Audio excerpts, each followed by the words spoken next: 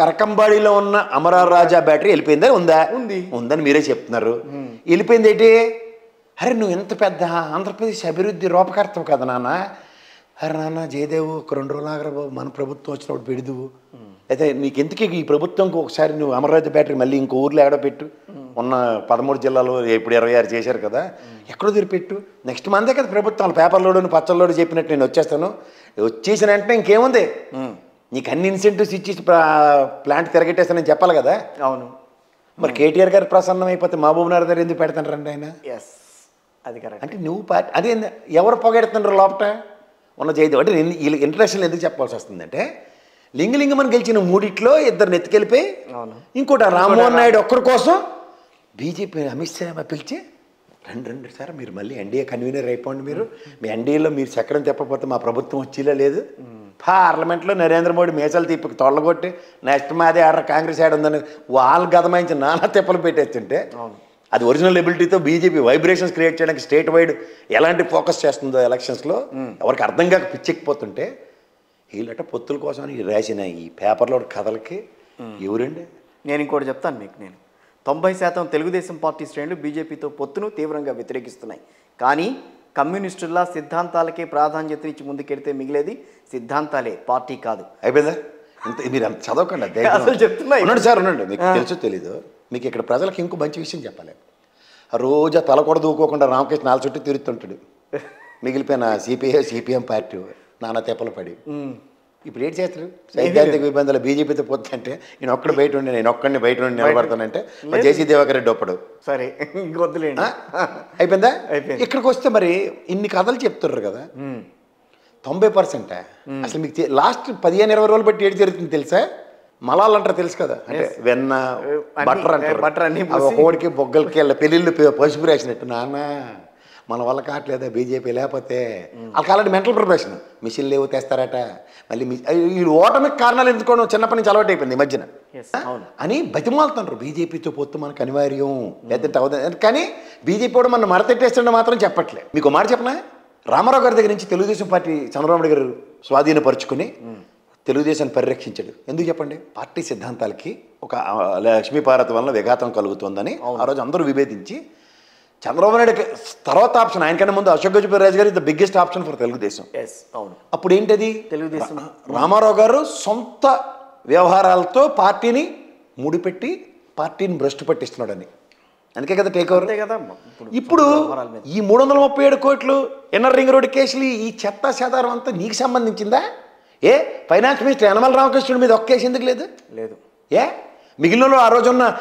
ఇన్ని 34,000 ఎకరాల భూమి తీసుకురావడానికి కర్మ క్రియ ఆ శ్రవణ్ గారు తాడికొండ శ్రవణ్ ఓడిపోయిన ఎమ్మెల్యే గారు ఆయన మీద ఒక్క మాట మాట్లాడుతున్నారండి ఎవడన్నా ఎవ్వరూ మాట్లాడలేదు ఇంత వైఎస్ఆర్ చెప్పి ఒక్క మాట మీరు కనబడుతుందా లేదు అంటే నిజంగా కష్టపడి పనిచేసిన ఈ స్కిల్ డెవలప్మెంట్లో ఫైనాన్స్ మినిస్టర్ అయ్యింది కూడా out of the box transaction జరిగిన దానికి కూడా ఫైనాన్స్ మినిస్టర్ బాధ్యత ఇక్కడ దాకా ఎస్టాబ్లిష్ కావట్లేదు బికాస్ ఇది సెంట్రిక్గా చంద్రబాబు నాయుడు చుట్టూ ఆ బొడ్డోడు చుట్టూ జరిగింది ట్రాన్సాక్షన్స్ ఇవి యూ జస్ట్ అబ్జర్వ్ దిస్ అంతే కదా మరి దీని పర్యవసానాలు నిజంగా ఎదుర్కొంటుంది ఎవరి వల్ల డ్యామేజ్ ఎవరికి జరిగింది తెలుగుదేశం అనే పార్టీకి డ్యామేజ్ ఎవరి వల్ల జరిగింది తండ్రి కొడుకుల వల్ల మరి ఆనాటి రామారావు గారి మీద వచ్చిన విప్లవం ఇప్పుడు తెలుగుదేశం ఎందుకు రావట్లే ఆలోచించండి అసలు తెలుగుదేశం గురించి ఆలోచనే లేదు ఎవరికి కూడా సీనియర్ నేతలకి మనం గెలుస్తామన్న ఆలోచనతోనే వదిలేశారు వాళ్ళు ఆ విషయాలు కాదండి అసలు లేదు ఆ నిజంగా మీరు గమనించగలిగితే ఈ ఇష్యూస్లో for all the victims entire Chandrababu Naidu Lokesh తప్ప మిగిలిన తెలుగుదేశం అందరూ విక్టిమ్స్ ఇవ్వాలి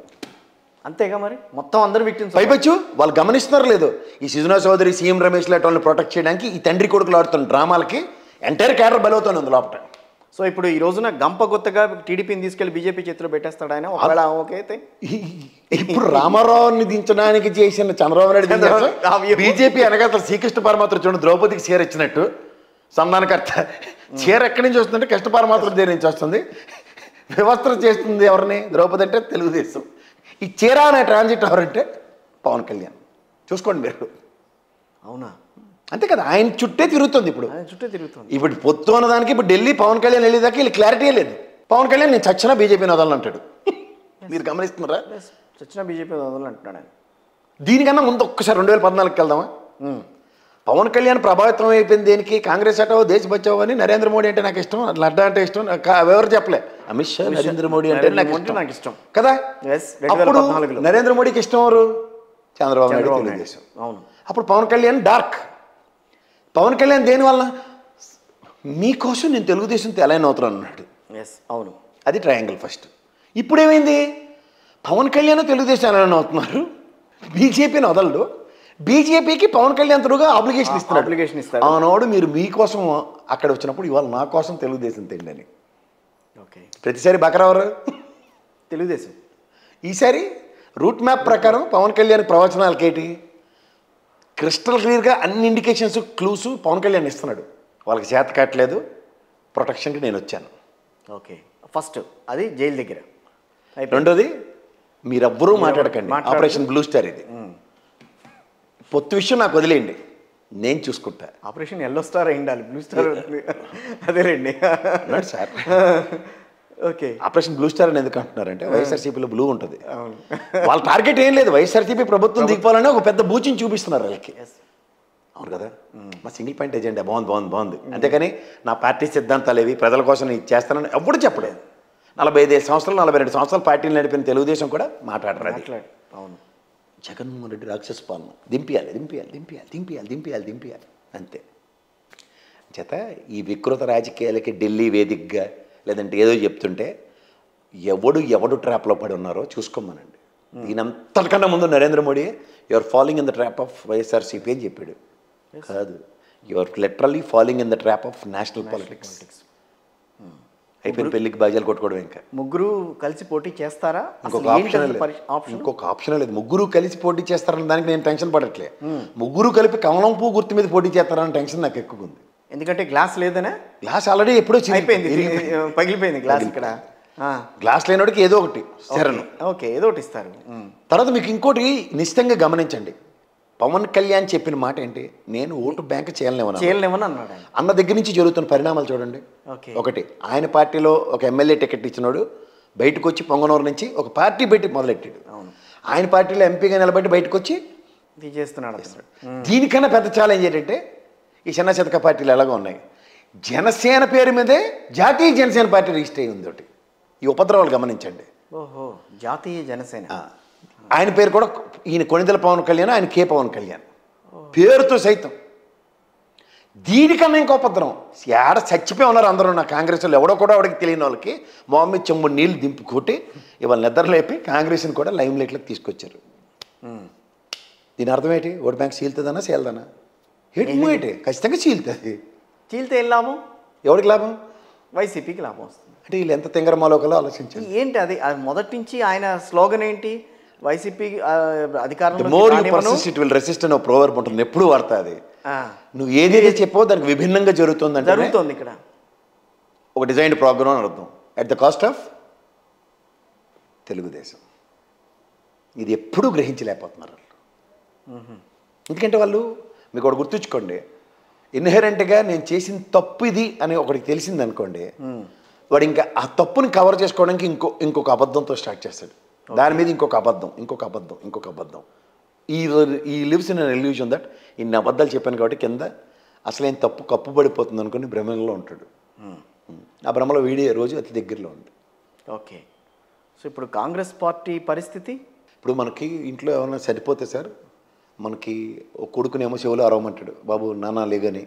అలాగే 3 సార్లు దింపుతాడు, దింపుడు కళ్ళేళ్ళు అంటారు, తెలుసు కదా.